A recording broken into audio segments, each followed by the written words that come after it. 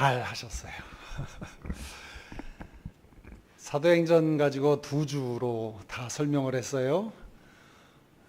성령 충만해서 신앙생활해라.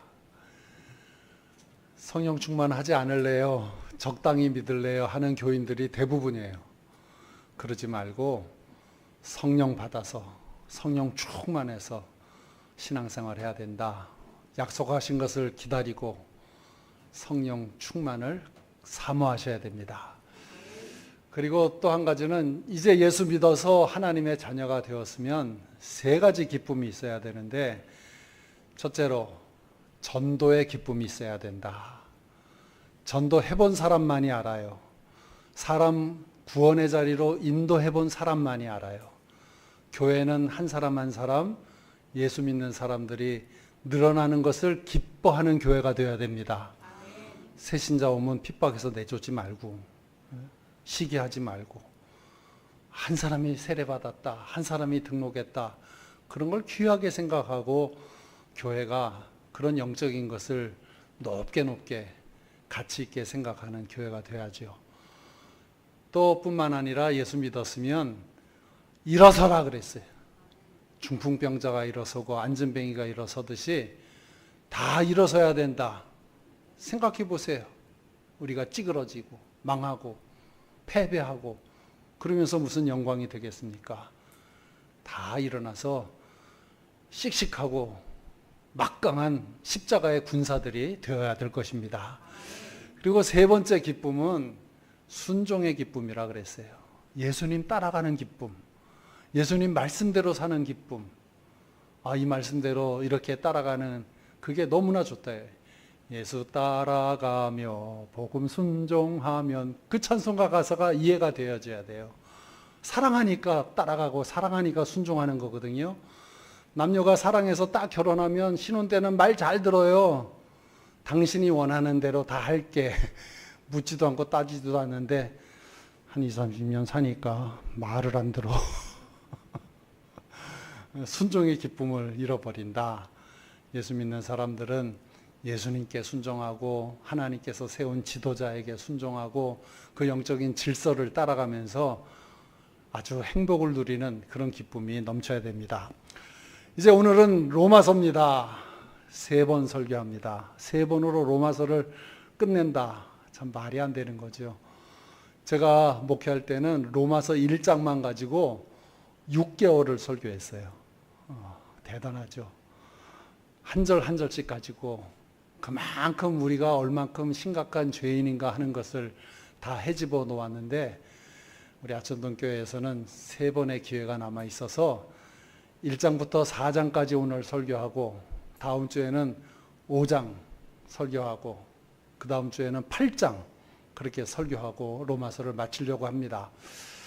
로마서 12장부터는 윤리에 대한 말씀이니까 적혀 있는 대로 그냥 사세요.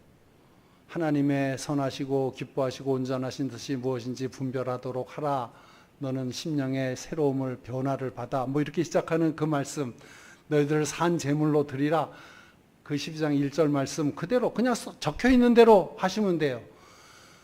우리 한국 교인들은요, 조금 성질이 못돼서 그런지 냉정한 이성을 가지고 잘 분별하면서 들어야 될 교리적인 부분은 그냥 덕커덕 그냥 어린아이처럼 믿어버려서 너무 쉽게 이단으로 빠져버려요. 베레아 교회 교인들처럼 사도의 말씀을 듣고 그것이 과연 그런가 하여 집에서 상고해보고 생각해보고 이것이 진리구나 하고 깨닫고서는 딱 결심해서 따라가는 것이 아니라 홀린다고요. 그냥 홀려. 이단들의 말재주에 홀려가지고 또 듣도 보지 못했던 새로운 말을 들으면서 홀려가지고, 교리적인 부분은 그렇게 들으면 안 돼요. 가만히 살펴보고 이것이 참인가 한번 생각해보고 참이라고 딱 깨달아지면 그 다음에는 목숨 걸고 따라가는 거고, 윤리적인 부분은 어린아이처럼 가는 거예요. 어린아이처럼. 그 말씀을 가지고 너무 심각하게 생각하지 마세요. 그러니까 로마서 12장부터는 여러분이 집에서 보시면서 이래라 그러면 이래라고, 저라라 그러면 저렇고, 그렇게 하시면 됩니다. 오늘은 인간이 얼마나 죄인인가 하는 것에 대해서 고발을 하려고 그래요. 저도 죄인이고 여러분도 죄인이고 밖에 있는 놈도 죄인이고 우리도 죄인이고 모든 사람이 죄를 범하였음에 하나님의 영광에 이르지 못하더니, 로마서 3장 23절에 있는 말씀이 주된 말씀이 되겠는데, 오늘 말씀을 듣고 여러분들이 해야 될 태도는 통탄하는 거예요. 네? 죄인이구나. 그것을 인정하시고 어찌할꼬. 베드로에게 초대교회 그 교인들이 우리가 어찌할꼬 그렇게 물었던 것처럼 우리가 이렇게 죄인인데 그럼 어떻게 해야 되겠습니까? 하는 그 안타까운 마음을 갖고 돌아가시면 돼요. 그러면 그 해답은 다음 주에 제가 말씀을 드리게 됩니다. 죄인인 거 맞죠? 우리는 죄인입니다. 그러면 아멘 그래요. 다. 네가 죄인이야. 그러면 너는. 그게 우리 인간이에요. 일본에 가면요, 황당한 가게들이 있어요. 한국말로 적어놨어요. 한국말로. 쓰레기를 버리지 마시오. 기분 되게 나쁘잖아요. 우리 한국인이 보면. 더한 데도 있어. 쓰레기를 가져가시오. 그거보다 더 심한 데가 있어요. 한국말로 외국인 출입 금지. 그렇게 해놨어요. 우리 한국 사람 보고 기분 나쁘라는 거지. 우리 한국 사람들은 아무리 일본에 대해서 나쁜 마음이 있어도 일본말로 그렇게 적지는 않아. 근데 일본 애들은 그렇게 적어놔요. 그래서 저도 교회 와서 일본말로 일본인 출입금지 이렇게 한번 적어놓을까 그런 짓궂은 생각도 해봤는데, 일본 사람들이 왜 한국말로 그런 말 적어놓는 줄 아세요? 우리는 그냥 순진하게 우리 한국 사람들이 쓰레기를 많이 버리나 보다 그렇게 생각하겠지만 그게 원인이 아니야. 일본 사람 마음속에 한국인을 멸시하는 마음이 있어서 그래요. 나이 많은 일본 사람들은 한국 사람들을 아직도 일제시대 때의 조선 사람인 줄 알아요. 가난하고 더럽고 예의 없고 질서 안 지키고 뭐 그러는 사람인 줄 알아요. 요즘 일본 젊은이들은요, 한국 사람 되게 좋아합니다. 그래갖고 일본 여자들이, 그것도 유수한 똑똑한 여자들이 한국 남자하고 결혼하려고 그래요. 대기하고 있는 처녀가 40만 명이에요. 우리 한국 여자들 정신 차려야 돼. 너희들 자꾸 그렇게 김치녀처럼 살면 우리 한국 남자들이 다 일본 여자랑 결혼할 거야. 일본 할머니들도요, 우리 한국 남자 되게 좋아해요. 제가 가운데 용자가 들어가 있잖아요. 그래서 제가 와타시와 연사마 데스. 딱 그러면 할머니들이 와 그러고 막 저한테 안겨요 그냥. 그렇게 한국 남자의 그 정다운 걸 좋아한다고. 그런데 늙은 할아버지들, 우리 한국 사람들 미워하는데 그 속마음에 한국 사람을 멸시하는구나. 그런 것처럼요. 사람들이 왜 죄를 짓는 줄 아세요? 이 속에 나쁜 게 있어서 그래요. 그걸 원죄라 그래요. 원죄. 저 사람이 나를 쓱 눈을 흘겨봤어요. 왜 흘겨봤을까? 제가 목회하면서 참 기가 막힌 게 애들이 저를 흘겨봐. 청소년들이, 대학생들이. 그러면 10중 8구 집에서 엄마 아버지가 밥 먹으면서 누구 욕했다? 그거지 뭐. 그러니까 애들이 저를 흘기면 제가 그 부모들을 야단쳐요. 세상 이치를 가만 살펴보세요. 내가 저 사람에게 왜 고가운 마음을 가지고 있느냐. 이 속에 뭔가 섭섭한 게 있는 거지. 해결하지 못한 그 마음이 있는 거지. 그걸 가르쳐서 영어로 sin이라 그래. sin. 원죄라 그래. 이 원죄가 있기 때문에 또 다른 죄가 나오는데 그 나타나는 죄를 guilty라 그래요. 영어는 구별되어 있어요. sin과 guilty. 우리 속에 원죄가 있기 때문에 내어놓는 것이 죄적인 요소가 많이 나온다 하는 것이죠. 그런 사람에게 오늘 18절 말씀, 하나님의 진노가 불의로 진리를 막는 사람들의 모든 경건하지 않음과 불의에 대하여 하늘로부터 나타나나니, 그 속에 원죄가 있어서 죄적인 것을 자꾸 드러내는 사람에게 하나님께서 진노하신다 이거예요. 근데 하나님께서 썬드, 벼락을 때리고 뭐 교통사고가 꽉 나게 해서 뭐 즉사를 시키고 뭐 그런 일도 있을 수는 있겠지만은 사도 바울이 로마서에서 말하는 거 보면 오늘 24절부터 1장 24절부터 쭉 4장까지 읽어보면 하나님께서 그 원죄를 갖고 살아가는 그 죄적인 인간에게 내어버려 두사. 야, 너 망하는 길로 가. 그래서 그 말씀을 오늘 집에 가서 쫙 읽어보세요. 하나님께 죄의 문제가 해결되지 않은 사람의 삶의 모습이 없던가. 당을 짓고 미워하고 시기하고 싸우고 스스로 지옥을 만들어가는 거예요. 스스로. 그게 하나님의 진노지. 온통 싸움박질 많은 집안에서 살아보셨어요? 요즘도 젊은 아이들이 부부싸움 하는지 모르겠어. 요즘 애들은 참 잘하는 것 같아. 그런데도 이혼율을 보면 엄청나요. 신혼여행 갔다가 그냥 거기서 깨지고 결혼을 준비하는 과정 속에서 그런 걸 가지고 도저히 따져서는 안 될 것 같은데 이건 결혼을 하는 건지 거래를 하는 건지 걱정이 될수록 그게 아쉬움이 되어가지고 그게 섭섭함이 되어가지고 날마다 지옥을 만들어 가정을. 그 가정에서 살아가는 남편과 아내도 지옥이지만 자녀가 있다면 그 자녀들은 얼마나 지옥이겠어요. 싸우는 교회에서 신앙생활 해보셨어요?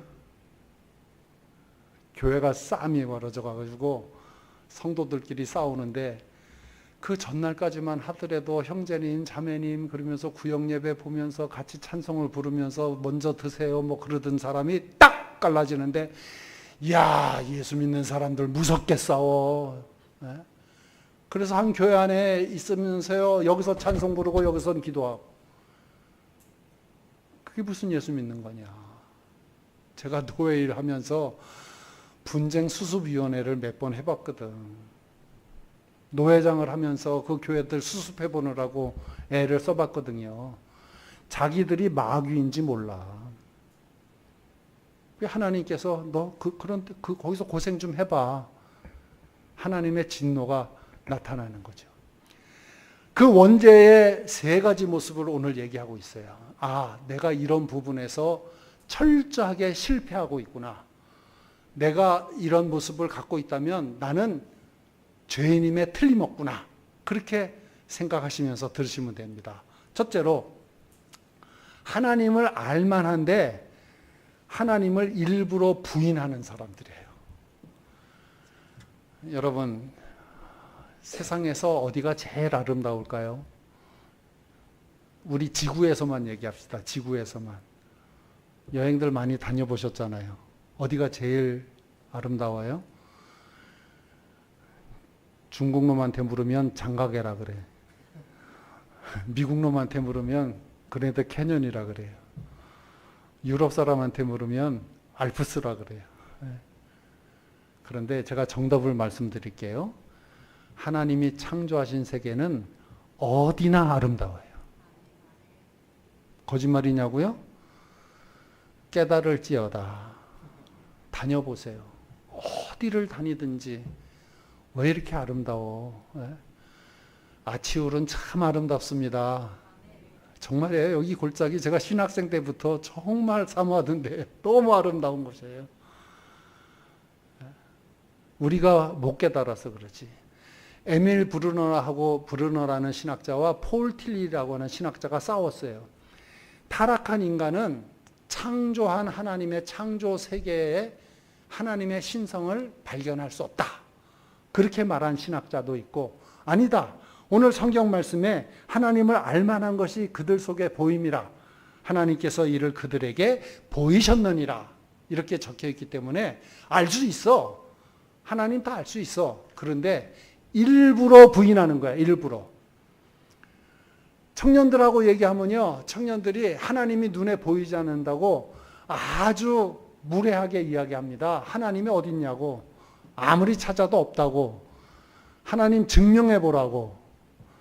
나는 그런 사람들에게 아주 대차게 얘기해줘요. 고생 실컷 해보라고. 그러고 나서 깨닫게 될 거라고. 우리나라 외교관들과 사업을 하시는 사업가들이 중동이나 아프리카나 이런 데 가면 꼭 북한하고 붙어가지고 경쟁을 하게 돼요. 그러니까 북한 외교관이 그 나라에 가서 우리하고 외교 관계를 맺자, 우리와 친하게 지내자 막 그러면서 달라붙고, 우리 대한민국은 또 우리 대한민국이 더 잘 산다, 더 많이 해줄 수 있다 뭐 이러면서 얘기하고 그러는데, 정 그게 타협이 안 되면 우리 대한민국 외교관이 마지막 꺼내는 카드가 있어요. 중동이나 아프리카에서 저 사람들은 신이 없다고 하는 사람들이야. 그러면 깜짝 놀라는 거예요. 그 이슬람 교도들과 아프리카 사람들이 뭐? 신이 없어? 상종을 못할 사람이구만. 그리고 북한 사람들 딱 끊어낸다는 거예요. 여러분 보셔요. 여러분 상대하는 사람들, 그 사람들이 하나님이 없다고 그러는 사람이면 어때요? 조심하셔야 될걸. 하나님이 없다고 하는 그 깊은 불경건 속에서 나오는 것이 선한 게 뭐가 나오겠어. 하나님 없다는 사람들 그저 구원의 자리로 인도하려고 하는 전도하는 마음으로 상대할 뿐이지. 시편 14편 1편에 말합니다. 어리석은 자는 그의 마음에 이르기를 하나님이 없다 하는도다. 공부 조그만 사람들이 함부로 이야기합니다. 하나님 없다고. 뭐 지금으로부터 40억 년 전에 뭐 봤어? 지금으로부터 뭐 6만 년 전에 살아봤냐고. 여러분, 창조든 진화든 이것은 우리가 다 경험하지 못한 세계잖아요.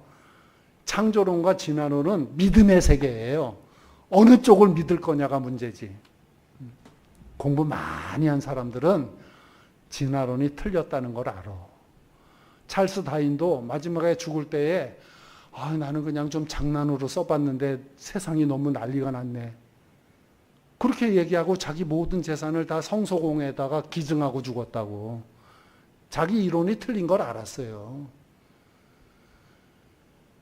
지식 요만큼 가지고 있는 사람, 조금 무슨 뭐 자기가 귀족이라고 점잖은 사람이라고 말하는 사람, 무슨 말인지도 모르고 하나님 없다 그렇게 얘기를 한다고. 쿠바 참사로 있다가 우리 한국에 귀화한 이일규 참사님 계세요.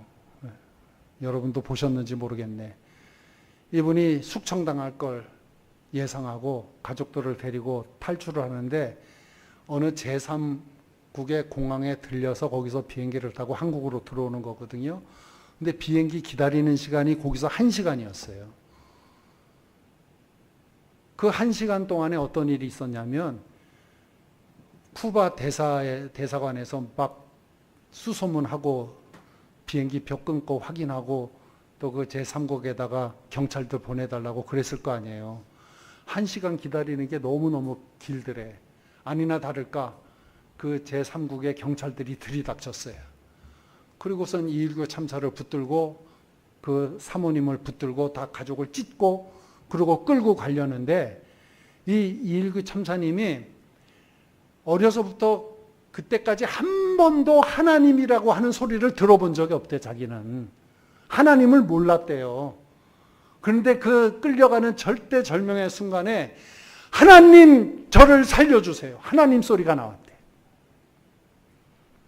하나님 찾는 순간에 정말 구세주가 나타났는데 대한민국 대사가 나타난 거예요. 우리나라 대사가 그 공항에 나타나서 이 사람은 대한민국 국민입니다. 이제부터는 우리가 관리합니다. 그러니까 그 이일교 참사의 가족을 붙들었던 모든 경찰들이 바퀴벌레 도망가듯이 쫙 다 도망갔대. 그래서 한국에 왔어요. 제 말이 거짓말이냐고요? 또 유튜브 검색해봐요. 그분이 간증한 그대로 제가 얘기한 거니까. 이일규. 이상하죠? 하나님 소리 들어본 적이 없는데 어떻게 그 상황에서 하나님이 나? 여러분들도 사시면서 어느 순간에 내가 그전에는 피상적으로 하나님 불렀지만 어느 순간에 하나님 그런 적 있어요, 없어요? 만약에 좀 불편한 이야기지만 여러분들의 지금의 상황이 좀 초라해서 내가 왜 이렇게 됐을까? 그렇게 생각할 때 그거 다 하나님이 살아계시기 때문이야. 그렇게 생각이 드신다면 그 사람은 가능성이 있는 사람이에요. 구원받을 가능성이 있어요. 내가 하나님한테 두들겨 맞는 거 당연하지 뭐. 내가 믿음대로 살지 않았으니까 하나님이 나의 삶의 안정판을 이렇게 흔드시고 내 앞길을 이렇게 막으시는 거지. 내가 회개해야지. 그렇게 마음이 드는 사람이라면 가능성이 있지만 막 더 대들어. 죽여라. 하나님한테. 참. 그런다고 믿나 봐라. 어? 고생 좀 해봐야 되겠구나.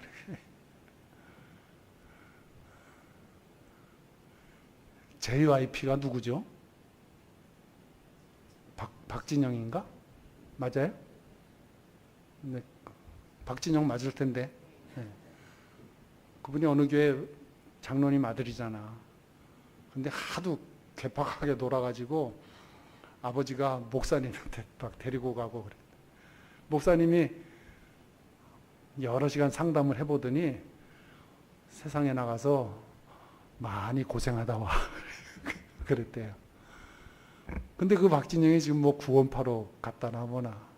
지금 저희 교단에서는 박진영이를 2단으로 규정을 하냐 마냐 지금 뭐 그러고 있어요. 그런데 그 목사님이 뭐 몇 마디 얘기를 해보니까 이게 듣지를 않는 거예요. 하나님이 없다는 거지 뭐. 두 번째, 사람들은요 예배 드리는 것을 귀찮아해요. 하나님을 영화롭게 하지 아니한다. 하나님을 알되 하나님을 영화롭게도 아니하며. 21절. 하나님을 영화롭게 한다. 이것은 하나님께 예배 드린다는 것을 뜻하는 거예요. 우리가 하나님을 영화롭게 하는 방법은 여러 가지가 있을 수 있겠죠. 그런데 예배 드리는 것이 가장 확실한 하나님께 영광이에요.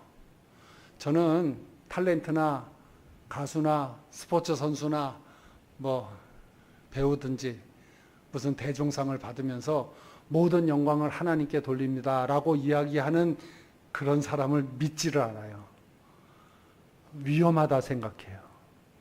하나님께 영광을 돌립니다라고 그렇게 수상소감을 했던 사람이 몇 년 있다가 아주 흉측한 소문으로 스캔들로 유명해지면 어떡해? 그러면 그 사람 때문에 은혜 받았다고 하는 사람의 받는 상처는 어떡할 거야? 간증하는 거요. 그거 굉장히 위험한 거예요. 나와서 신실하신 하나님에 대해서 간증하고 들어가야지. 내가 기도했더니 하나님이 이런 기적을 주시고 내가 했더니 뭐 했더니 자꾸 그렇게 얘기하는 사람 그건 좋다 이거예요. 근데 나중에 그 사람이 타락하면 어떡할 거냐고. 그러므로 그렇게 하나님께 영광 돌리는 것보다는 우리가 진정으로 1시간 예배 드리면 하나님이 아주 기뻐하세요.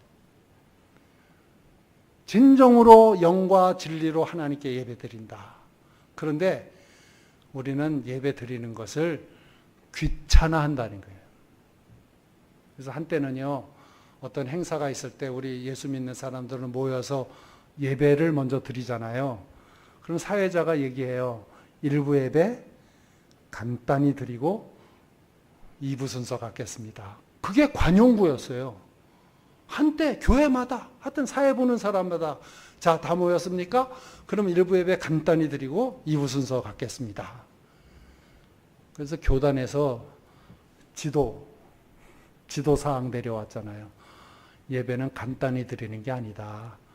정성껏 드리는 거다. 정성껏. 네. 제가 지난주에요. 한 50분 설교했나요? 지난주도? 지겨웠어요? 다들 그러대요. 시간 가는 줄 몰랐다고. 저는 죽을 맛이었어요. 여기서 한 쌍, 여기서 한 쌍, 둘이 쏙닥 설교할 때 끝날 때까지 얘기하더라고. 자기 얘기하는지도 모르고. 우리 사는 교회 교인 같았으면 죽었다. 아천동 교회 교인이니까 살려줬지. 어디 예배 시간에 감히 제사 드려보셨어요?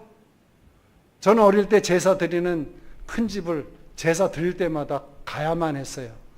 가서 우리 아버님 버티시고 어머님 버티시고 우리도 버티고 뭐 절도 안 하고 그랬지만 제사 날에는 가야 됐어.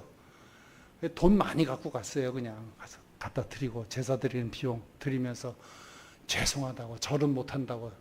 그런데요, 이 어린 것이 얼마나 힘들었겠어요. 제사를 준비하면 3일 전부터 제사 음식을 준비해요. 3일 전부터. 돈 있으면 민어전, 돈 조금 있으면 동태전, 전도 색깔이 달라. 조기는요, 요만한 거 사오면 할머니가 그냥 벼락이 떨어지는 거야. 무조건 이만한 거 사와야 돼요, 조기를. 그걸 조구라 그래요. 개구자를 써서.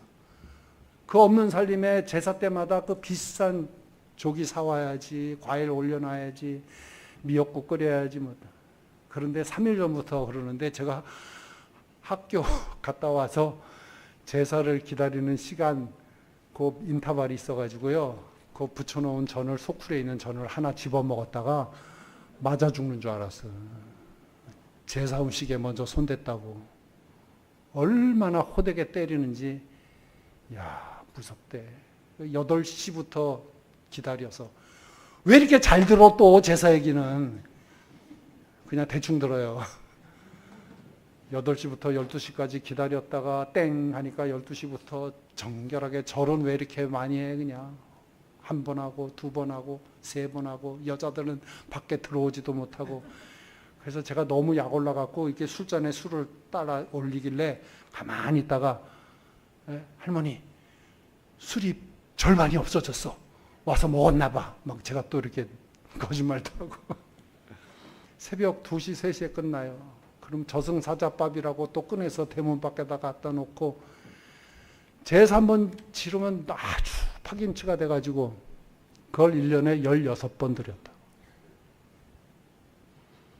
저희 큰아버지가 한국은행 다녔지만 재산이 남아났겠냐고요. 제사 드리느라고. 그런데 제사는 그렇게 드리면서 하나님께 드리는 예배 1시간은 지겨워가지고 그냥 비틀고 뭐 은혜를 받아 못 받아. 그런 말도 하지 마세요. 은혜 받으러 오는 게 아니야. 물론 은혜는 주시지만 내가 중심이 돼서 뭘 어떻다 저떻다 평가하는 게 아니에요. 와서 내 걸 다 드리는 시간이지. 하나님의 이름을 망령되이 일컫지 말고 내 모든 것을 주님께 드립니다. 사람들이 왜 제사를 드리고 왜 부처를 섬기고 왜 우상을 섬기고 왜 다른 걸 섬기는 줄 아세요? 하나님께 예배드리기 싫기 때문에 그런 거예요. 하나님께 예배를 드리지 않으려고 다른 걸 섬기는 거예요. 또 한 가지는 하나님께 예배는 드리지만 영광은 드리고 싶지 않아. 그 영광을 내가 차지하고 싶은 거예요. 이거 사탄 루시퍼의 마음이지. 우리는 모든 예배 순서가 다 하나님께 영광이 되어야 되는데 설교자가 막 드러나고 기도자가 드러나고 성가대 진짜 조심하셔야 돼요. 찬양할 때마다 하나님의 성호를 찬양하셔야 돼요. 우리의 음악성을 자랑하는 게 아니라고. 그래서 저는 목회할 때 제 목회 50%의 역량을 성가대에다가 신경 썼어요. 뭐 잘해줬다는 얘기가 아니고 제가 찬양 사역자들을 한번 움직여 봤던 사람이니까 얘네들이 찬양을 빌미로 자기네들이 영광 받는 거야. 그 찬양 사역자들이 다 어떻게 됐어? 다 성적으로 타락하고 헌금 내는 놈들은 하나도 없고 대중들 앞에서 폼이나 잡고 믿음 있는 사람들이 없어요. 하나님께서 그들을 내어버려 두사 부끄러움에 다 잠기게 하시고 그러나 진심으로 하나님께 찬양 드렸던 제 옛날 교회 친구들 그리고 30여 년 목회 가운데 진짜 찬양으로 하나님께 영광 돌리는 사람들 보니까 다 잘 됐더라. 그래서 제가 성가대가 신경을 많이 쓰는 거예요. 하나님께 찬양 드리라고, 하나님 영광 돌리라고, 하나님 입장에서 한번 생각해 보라고. 하나님 영광 들린다고 예배를 드리고 있는데 자기가 영광 받고 있어. 그 예배 시간에 왜 이렇게 인간적인 순서들이 많아? 하나님 높여드리면 끝나야지. 뭐 누구 시상하고 누구 소개하고 뭐하고. 내가 하나님이라면 그냥 찬물을 확 끼얹을 것 같아. 헤롯 대왕이 길을 가는데 백성들이 막 환호성을 질렀어요. 마땅히 하나님께 영광을 돌려야 됐나 봐. 그런데 사도행전 12장 23절에 보니까 헤롯이 영광을 하나님께 돌리지 아니하므로 주의 사자가 고치니 벌레에게 먹혀 죽으니라. 하나님은 우리에게 모든 것을 다 주실 줄로 믿습니다. 그러나 한 가지는 안 준다 이거예요. 뭐예요? 영광. 영광만큼은 내 것이다. 꼭 하나님께만 영광을 돌려야 되겠는데 타락한 우리 인간들은 루시퍼 같은 마음이 있어요. 그 영광을 내가 받고 싶어하는 마음이 있다고. 세 번째로 감사하지도 아니하고. 목사님, 우리 감사하는 마음이 있는데요. 부모님께도 감사하고요. 지금 보은의 달 6월달이 됐으니까 순국 선열에게도 감사하고요. 우리 감사합니다 라고 거짓말 할지 몰라. 우리 대한민국 국민들이 감사합니까? 지난주에는 말 잘 듣습니까? 그걸 물었는데, 성령으로 거듭 태어난 사람, 예수 그리스도의 십자가로 인해서 죄사함을 받은 그 구원의 진리를 깨닫고 그것에 감사하는 사람만이 감사하는 거야. 타락된 인간은 절대로 감사하지 않아요. 부모님께 감사하다고 하지만 정말 그 감사를 느끼고 있을까? 속 깊이 정말 감동되어지고 감사해서 부모님께 감사하다고 그러는 것일까? 감사는 아주 특별한 은혜예요. 아무나 하는 것이 아닙니다. 에덴 동산에서 아담과 하와가 타락된 이유도 감사를 잃어버렸기 때문에 타락한 거예요. 이 모든 동산의 실과를 다 먹어도 좋다 하고 하는 그 축복을 감사해야 되는데 그 감사를 잃어버리니까 단 한 개 그거는 먹지 말아라 하는 것에 불평이 생긴 거지. 우리가 신앙으로 거듭 태어나기 전까지는 감사의 마음을 온전히 가질 수가 없어요. 타락된 인간은 언제나 마음속에 자기 교만으로 가득 차 있고 불평과 원망과 분쟁으로 가득 차 있는 거예요. 인도를 보면 화가 나요. 인도가 인구가 14억이고 인도 철학 대단합니다. 네. 인도가 믿고 있는 힌두교 만만치 않습니다. 그냥 우리가 소나 섬기고 이상한 것 같죠? 그렇지 않아요. 앙코르와트에 새겨져 있는 그 부조들을 쫙 보면 힌두교가 말하고 있는 것이 뭔지, 참 얘네들도 깊은 신앙과 철학이 있구나. 그리고 인도가 자랑하는 게 뭔지 아세요? 수학. 영, 제로. 이 영의 개념을 제일 먼저 생각한 민족이 인도예요. 그것을 발견해냈기 때문에 루트를 알게 되고 수학이 발달하게 돼서 인도가 IT로 인해서 지금 얼마나 뜨는 나라인지 몰라. 그런데 믿을 수가 없는 나라예요. 우리 손녀가 내일 미국에서 오는데 국민학교 졸업해서 졸업사진을 쫙 찍어 보냈는데 인디언들하고 사진을 많이 찍었더라고. 미국에 있는 인디언 말고요. 인도 사람들이 미국 간 그 인디언이거든요. 그래서 제가 uncredible 그렇게 써봤어요. 인도 놈들 믿을 수 없다. 인도 하는 거 보세요. 미국과 러시아 사이에서 왔다 갔다 하면서 저희들이 신용을 쌓지 못하는 난 인도는 가망이 없어. 아무리 철학과 수학이 있다고 하더라도. 그렇지 않아요? 왜 그러느냐? 윌리엄 캐리라고 하는 위대한 선교사가 들어가서 인도를 바꿔주었어요. 캐리가 들어갈 때 인도는 어떤 일이 있었느냐? 샤티라고 하는 제도가 있어요. 샤티. 남편이 죽었어요. 그러면 부인이 과부가 됐죠. 그 과부를 불에 태워 죽였어요. 그게 인도의 관습이에요. 인도에서 한번 살아볼래? 겐지스강 여신이여 영광을 받을지어다 하면서 여자 아이들을 겐지스강에다 악어밥으로 던진 민족이 인도예요. 근데 윌리엄 캐리가 가서 자기 부인은 정신병에 걸려서 죽고 자기 아들은 이질에 걸려서 죽고 그런 고난을 받으면서 그 제도를 다 바꿔주었어요. 문명국가로 만들어주었어요. 그러면 윌리엄 캐리의 가르침을 잘 기억하고 그분의 본을 받아서 자기네들이 예수를 잘 믿는 사람으로 끝까지 남아야 되는데, 죽었을 때 인도의 성자라고 칭함은 좋지만 인도에 활약을 했던 그 자리, 윌리엄 캐리의 흔적이 있던 대학과 교회와 모든 것들이 다 황폐화되었어요. 기억을 안 해요. 그래서 제가 그 모습을 보고 인도는 가망이 없다 그랬어요.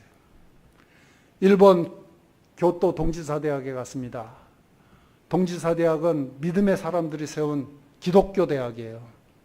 정문에 들어가면 바로 보이는 그 앞에 교회당 건물이 있어요. 분명히 교회당이에요. 그 교회당 옆에는 윤동주 시인의 시비가 있고 그 옆에 정지용 시인의 시비가 있어요. 교토에 가보시면 동지사대학을 가보세요. 그런데 그 교회당에 들어가면 딱 교회인데 십자가가 없어. 이 뒤에 있는 십자가를 떼어버렸어요. 첨탑 위에 있는 십자가도 떼었어요. 그리고 채플실이라고 적혀있던 그 글을 떼어내버리고 회당 이렇게 적어놨어요. 교회의 흔적을 없앴어요. 일본이 메이지 유신을 하고 기독교 정신으로 나라를 세워가면서 한 30년, 40년 동안에 하나님의 은혜를 많이 받았거든. 그 나라가 감사를 잃어버렸어요. 모든 선교사들의 흔적을 또 옛날 버릇처럼 또 지웠어요. 일본은 믿을 수 없는 나라가 된 거예요. 우리 한국은 어떻습니까? 대한민국은 어떻습니까? 수고했던 순국 선열들, 우리 부모님들, 그 고생과 수고에 대해서 감사합니까?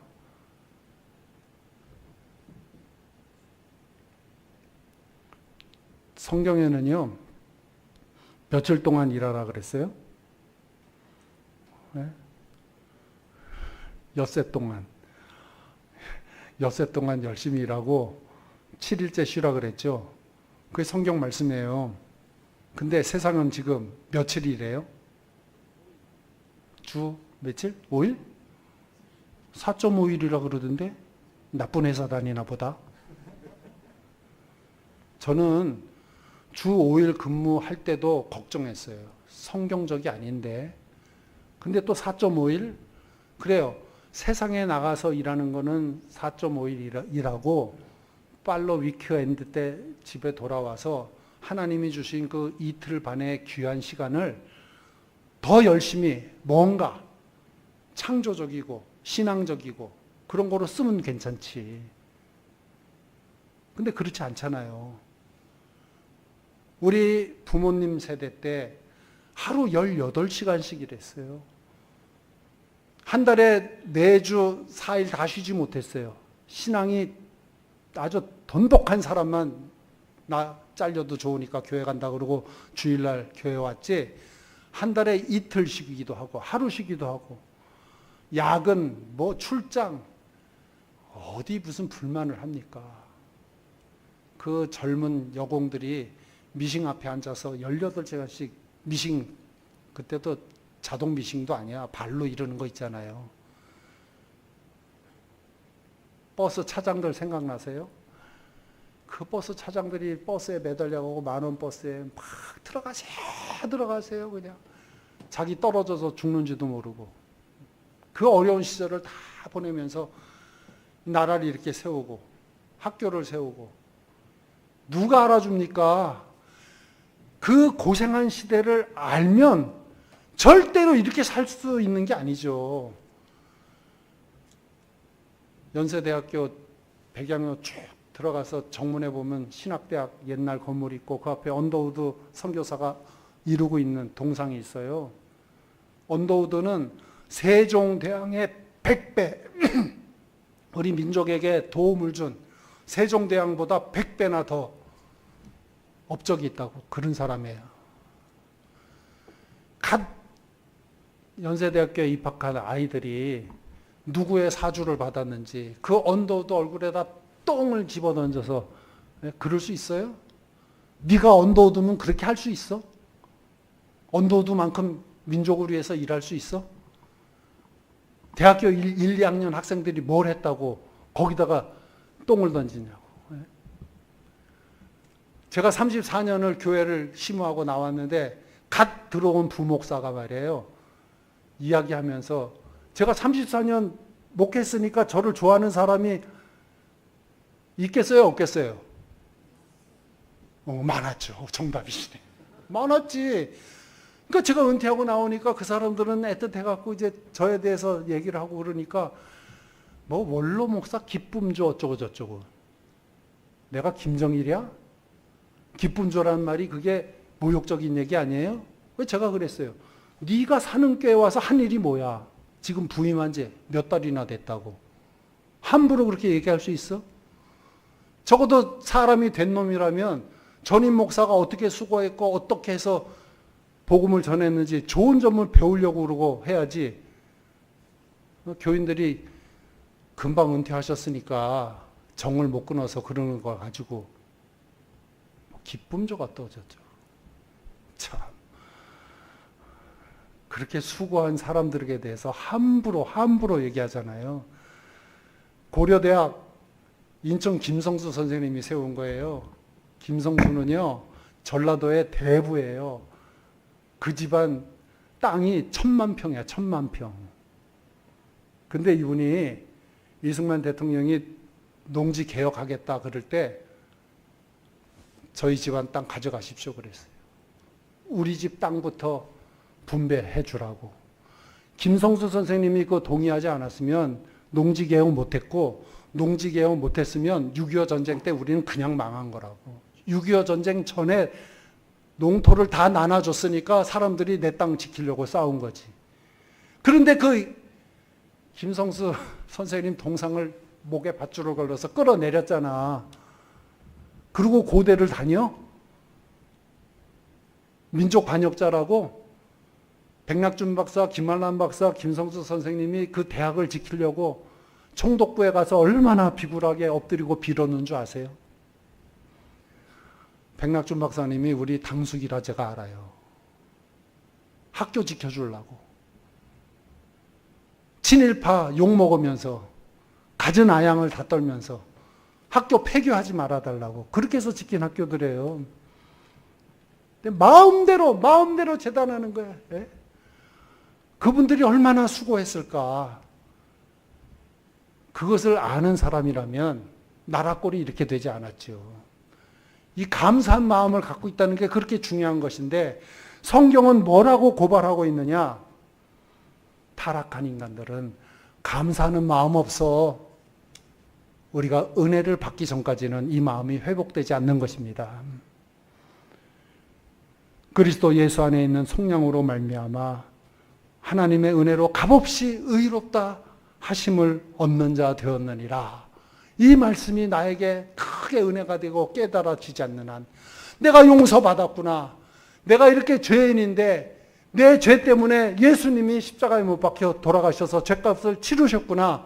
이것을 깨닫고 거기에 감사할 줄 아는 사람만이 그 다음부터는 감사하는 거예요. 감사하는 마음이 없으면 불평하는 마음 생깁니다. 불평하는 마음은 원망하는 마음 생깁니다. 원망하는 마음이 있으면 분쟁하는 인생이 되는 거예요. 그러면 지옥에 살게 되는 거지. 여러분, 이런 하나님의 진노의 자리에서 벗어나는 유일한 길은 예수 그리스도를 믿는 그 믿음으로 의롭다고 칭함을 받는 길, 그 길밖에 없어요. 다음 주에 여기에 대해서 제가 말씀을 드릴 것입니다. 오늘은 우리가 그렇게 타락되어졌구나, 그렇게 망가졌구나, 여기에 대해서 애통하는 마음을 가지시기를 바랍니다. 기도하십시다. 하나님 아버지, 감사합니다. 죽을 수밖에 없는 저희들, 하나님의 진노 속에 노인받을 수밖에 없는 저희들에게 구원의 도량을 제시해 주시고 구원의 자리로 인도해 주시니 참으로 감사합니다. 우리가 어찌할꼬 질문할 수 있는 신앙에 대해서, 영생에 대해서 관심을 갖는 은혜로운 자들이 되게 하여 주시옵소서. 일부러 하나님을 부인하지 않게 하시고 하나님 앞에 서는 날을 두려워하면서 어떻게 하면 내가 하나님께 고임을 받고 인정을 받을 수 있을까 깊이 깊이 생각할 줄 아는 은혜 받은 사람들 되게 하여 주시옵소서. 예수님의 이름으로 간절히 기도드리옵나이다. 아멘.